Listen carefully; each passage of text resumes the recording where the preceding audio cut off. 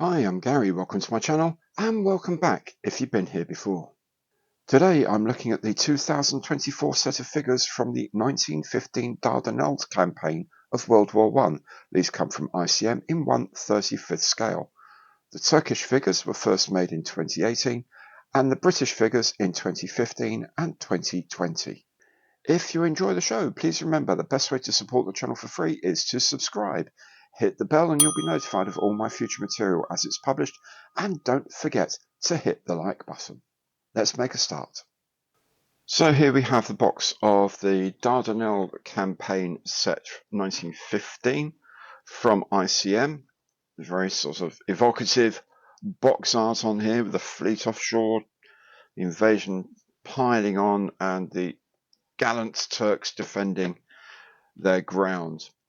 The kit is in 1/35th scale, as it says here, and the product code is DS3520. On this long side, it points out that these is a set of British officers and infantrymen, British machine gun team, and Turkish infantrymen posed in dynamic poses typical for combat actions, includes some infantry weapons, and it is intended for a battle scene for the period of the Dardanelles campaign in 1915. The British infantry comprises 4 figures, 43 parts of the figures and 74 parts of everything else, all their equipment. The Vickers machine gun has 2 figures, 22 parts for the actual figures, 75 parts for the various options of the machine gun. And for the Turkish infantry, there are 4 figures, 36 parts for those 4 figures, and 78 parts for their various equipments. Here it does point out that the kit is for collectors aged 14 and over. That's because there's some very small parts in here. On the other long side are just some drawings of what you get in the box. So here are actually 5 figures, 4 figures there and 2 figures there for the machine gun. Okay. On this short side is a reprise of the box art and the title, manufacturer's name, scale and product code, and as usual on the other end it's in portrait format for when the box is stacked on a shelf like so. Okay, let's have a look inside the box and see what we get. As usual with ICM, fairly standard way of doing things with this company, which is what a lot of people like, by the way. The glossy cover comes off the top, and inside is a complete cardboard box with double-walled cardboard. Very, very sturdy box protecting all the parts. Inside we have who are these chaps? These are I think these are the British here. Machine gunners and the Turkish figures in separate bags. There are the various instruction leaflets for all of them. There's a leaflet telling you about ICM paints, and there is a little display diorama base should you wish to use it. We'll have a look at all these bits and pieces in a bit more detail. So this frame A has the 4 British figures, the officer figure here, which can tell by his Sam Brown belt, of course, and his walking stick and his revolver, and the 3 other ranks. And bundled with it is the set of British Army uniforms and equipment. So several types, there's the Lee Enfield and the Ross rifles, Mills grenades, bayonets, all sorts of things like that. Pouches, tin hats, of course, all sorts of bits and pieces. Oh, and a Lewis gun. Should you wish to have your chaps carrying a Lewis gun, they can have a Lewis gun as well. The figures close up are generally nicely moulded. There's a bit of mould lines there. They tend to be reasonably well hidden, but they are very much there. That's going to be a bit of an issue at the back of these putties, for example, to clean those off completely to your satisfaction, perhaps. Face looks very well moulded indeed for 35th scale, and in regular plastic as opposed to resin. That's very nicely done indeed. They do have slightly different expressions on them, which is always good. So the other chaps are like. Is this yes. Oh, this fellow sports a fine moustache, and as does our brave officer leading us ashore. That's his Webley revolver, very nicely reproduced indeed, actually. So yeah, the uniforms look good, they look clean, sharp, should be relatively straightforward to paint and to detail. Not bad at all. There's the officer's uniform with the same brown belt and so on.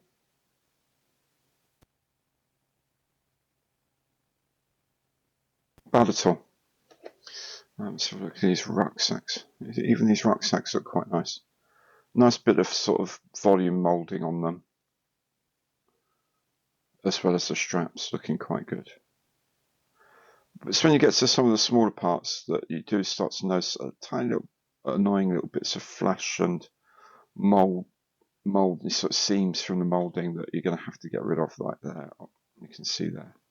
But they're not terrible. I mean, I've seen worse, let's be honest. Really, to do much better, you probably have to go to resin. And weapons are slightly older molds, so they're not quite as good. And I was looking at these thinking, oh, that is definitely a Lee Enfield, but it's a bit missing. Of course, there is. It's the back sight, and they're given as separate pieces up here, I think. Yeah, and there's the back sights that gets cut off. There's the number 16 or number 16 grenade, and then these Mills grenades. I mean, look at the moulding of the ring on there, the safety ring, isn't that nice? That's lovely. So they are fairly good. These are a little bit more sort of flash prone, let's say. These are older molds and they have been used a lot. So there's going to be some seam lines here, like if you are going to use the Lewis gun, there's some seams on there. And the bipod up or down, of course. There's another Webley pistol. And there's bayonets and sheathed bayonets and so on and so forth. And there's other things like wire cutters. There we go, wire cutters, for example. Oh, and a pair of binoculars. These are all very nicely moulded. A little bit of flash on these older ones, but nothing horrendous. The instruction sheet for the infantry here essentially is a frame map with all the numbers on, colour callouts using ICM paint references. Now, inside the box there is this leaflet to do with ICM paint. There's all the colours on the back, for example, but there is here a QR code to an equivalence table. If you don't want to use ICM paints, you're using your own paints, you can convert these into other colours through the table available through that QR code. And then on the other side, just basically just drawings to show you which bits go together where and what they're intended to look like, very roughly. The only things to note really are, I think here, the rifle sling here and the officer's lanyard for his pistol. Those are listed here as scratch build them, so you're going to have to make those if you want rifle slings or indeed the lanyard for the pistol for the officer. You're going to have to do that yourself because they haven't included them. And then there is the weapons and equipment frame here, listed here, all descriptions of what all the numbers here. On this side you've got model master colors, so I guess you're going to have to go online and figure out what those are to try and convert them to anything else. On the back are some very brief instructions. For example, the Lewis gun is either got a bipod up or down. It's the one piece with the magazine is a separate piece. The Enfield, as I say, the rear sight is a separate moulding that goes on. You can have them with or without the bayonets already attached, and all the other equipment that comes along tells you what colours to paint them and also what they actually are, which is all down here. The set for the machine gunners, the two Vickers gunners, there's a gunner and a loader figures, both non-commissioned ranks, and they fit on just this one small frame here.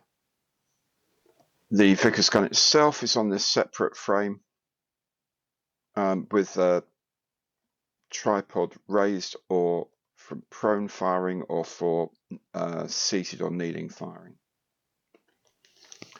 And also included in that pack is another frame of the general equipment that we looked at before: rifles, grenades, kidney pouches, entrenching tools, tin hats, that kind of thing. Again, the figures are nicely moulded. There's not some, there's still, well, there you go, quite a prominent seam there, but that should be fairly easy to get rid of. Again, here on the putties, that could be a little bit of an issue. The folds of the uniform, and the faces are okay. Faces are quite good, really. There you go. Ah, mustachioed chap again. Jolly good. I think this is the chap who's actually firing. He's sitting to fire, and his colleague is feeding the gun from the prone position. One thing that's not so good in this set is the condition of the tripods for the Vickers. This one's bent a little bit out of shape here at the edge. This one's completely bent, possibly because of the way they're moulded and then packed. It might have been better to actually split these into the legs into separate pieces, so and a way of maybe splayed legs and higher legs could be designed differently in some way. But yeah, that's not great. That would take a little bit of work and risk to get sorted out. The instruction sheet for the Vickers crew is somewhat simpler. Again, just one frame to worry about. The colours here are now referenced in ICM colours. Again, you can check that out on their website, on the QR code on the sheet that's included for equivalents, should you need them. And then there's how to put it together. The pieces are marked on here, and then the colours that you use as well. And as you can see, they've designed the gunner as being seated. And the Vickers gun itself has its own instruction sheet. Again, ICM colours referenced here, parts referenced here, but on this time you do actually have some instructions on how to assemble it, because it's more than just the one or two pieces. It's a few pieces to put this together. I'm guessing that with the belt feed, once you've got it in place, you're more likely to try and have that shaped. You may like put in some hot water or something to just soften it enough to shape it a little bit so it looks a bit more natural. Then there's the Turkish infantry figures. There are 4 of them on the frame here. And as with the British figures, the Turkish figures also come with a lot of accessory weapons, extra ammo pouches, water pouches. Here we have the stick grenades as well, entrenching tools, bayonets and so on. Officer has his sword as well, and Mauser rifles, I presume a Mauser pistol as well. The Turkish figures are very nicely sculpted, very nicely sculpted indeed. As you can see, the mouldings, again, there's some mould lines on the sides that you're going to have to clean up on the Legs here, there's some mould lines going into the back of the knee there, which might be quite tricky to get rid of cleanly, but with a good scalpel or sharp knife, they should be okay to get rid of those. So we can have a look at some of the faces here. Shouting, and he has a moustache. Probably the officer. Faces are very, very nicely sculpted. In 1/35, these are lovely, lovely job here. Strange looking character, looks like he's only got one eye. Very odd.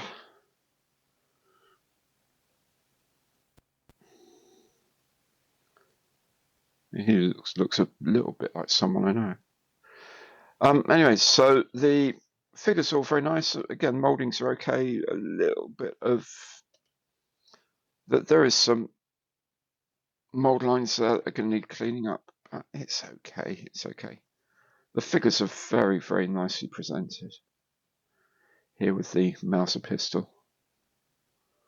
Yeah. And the accessories, again, nicely moulded. That pistol's very good. These sort of bandoliers, I presume these are, of rounds. Quite sure, maybe you carry them around your waist, I don't know. Various things. That's a Mauser rifle. Officer's sword there. The grenades. Another different design of Mauser rifle. All of them come with and without the bayonet fitted as well. So yes, very smart. Oh, tin hats as well if they need them. Again, a single sheet instruction for the figures with a frame map, ICM colours here,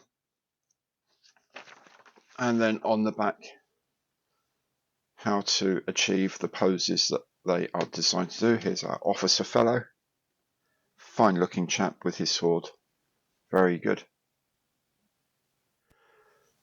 And finally, the Turkish weapons and equipment frame we saw earlier. Again, ICM colours used here. And on the back, there's only a few things of construction here. The rifles, you need to put the bolt onto the breech of the rifles, but other than that, they're ready to go. Everything else is pretty much ready to go. These are sort of going around someone's waist so they can be fitted up as you put them on the figure. And lastly, there is this diorama. This is a sort of fold-up diorama thing that you can have to put your figures on. I don't know, it's nice enough. It's not awful. It's not 3D, but it gives some sort of context to the figures, I guess. Anyway, may give you some ideas for doing more 3D diorama, let's say.